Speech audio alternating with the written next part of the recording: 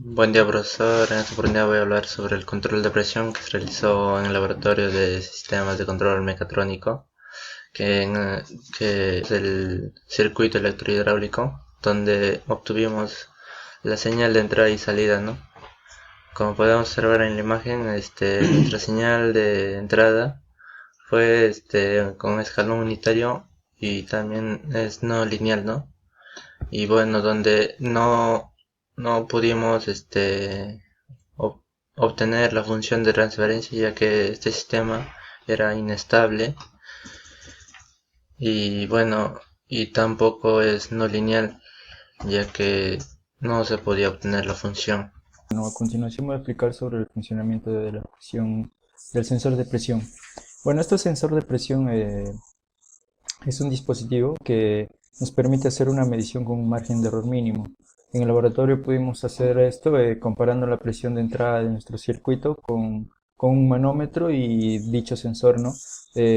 Toda una escala de un voltaje y podemos decir que la medición con este componente es más exacta.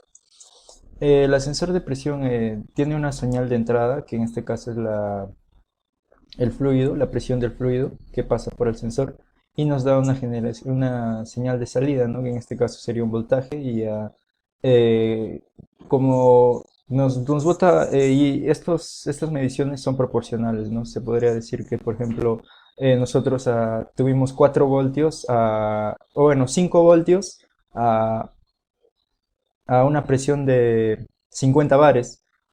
En nuestro laboratorio podemos decir que eh, dicho, dicha, dicha magnitud, bueno, es un tipo de escala de 1 a 10, ¿no? Que en este caso sería un voltaje, son 10 bares. Bueno, otra de las aplicaciones que le dimos en el laboratorio es que también lo utilizamos en nuestro circuito electrohidráulico para medir la señal de entrada de la presión de entrada que se da en nuestro circuito. Bueno, al implementar el circuito electrohidráulico, comandado por una electroválvula proporcional, se obtuvo, ¿no? que esto hacía variar la presión del sistema, haciendo que el sensor registraba datos, ¿no? Que al momento de incluirle la tarjeta de control, lo configurábamos, controlábamos para darle más ganancia o menos ganancia y así lograr que las señales se entrelacen entre sí para obtener estabilidad del sistema. Y bueno, haciendo también, haciendo variar el potenciómetro de la tarjeta de control, podíamos manipular, ¿no? Las señales que se observaba en el osciloscopio. Por ende, podíamos registrar los datos a un USB y pasarlo a la laptop para... Bueno, continuando con la exposición, voy a explicar acerca de los resultados que se ha obtenido en el laboratorio.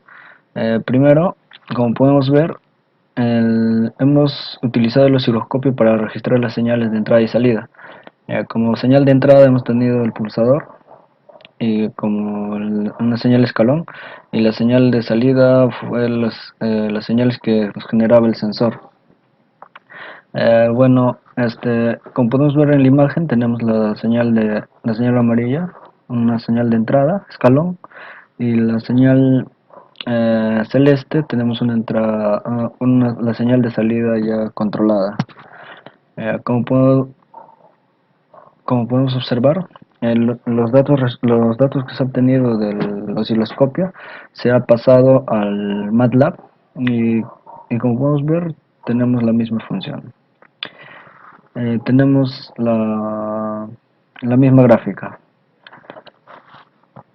Bueno, también hemos buscado los valores de ganancia para acá, los valores de para acá, y hemos observado que a medida que la gráfica se... la medida la señal de entrada variaba, la gráfica de salida también trataba de buscar el mismo valor de la señal de entrada.